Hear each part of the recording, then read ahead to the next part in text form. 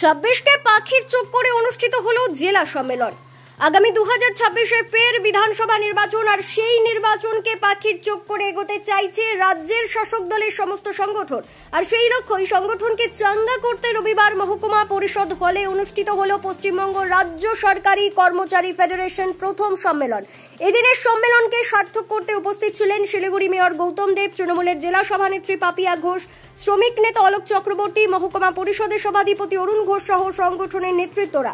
এদিন প্রায় 100 প্রতিনিধি এই সম্মেলনে যোগদান করে। দিনের সম্মেলনের মধ্য দিয়ে 17 জনের একটি কমিটি গঠিত হয়। নতুন সভাপতি নির্বাচিত হয় কৃষ্ণা কর, সম্পাদক নির্বাচিত হয় দ্বিজেন্দ্রনাথ দাস, কোষাধ্যক্ষ নির্বাচিত হন মুনমুন দেব। জেলা সভানেত্রী পাপিয়া ঘোষ জানান, সংগঠনকে মজবুত করার পাশাপাশি আসন্ন বিধানসভা ও লোকসভাকে পাখির চোখ করেই তারা এগোতে চাইছে। 26 তো দৌড় করে, আমরা শুধু 26 নিয়ে চলছি না, আমরা 27 নিয়েও চলছি। কর্মচারীদের কি বার্তা দেবেন? কর্মচারীদের কি বার্তা? একটাই বার্তা দেবো, এবং নিষ্ঠার সাথে সততার সাথে মমতা বন্দ্যোপাধ্যায়ের যে কর্মকাণ্ড, যে উন্নয়নের যোগ্য, সেই উন্নয়নকে যাতে একবার পঞ্চায়েত লেভেল পর্যন্ত খুব সুন্দরভাবে তারা পৌঁছে দিতে পারেন, এবং তার উন্নয়নের যে কাণ্ডারি আমার মনে হয় তারাই সব থেকে ভালো হতে পারে।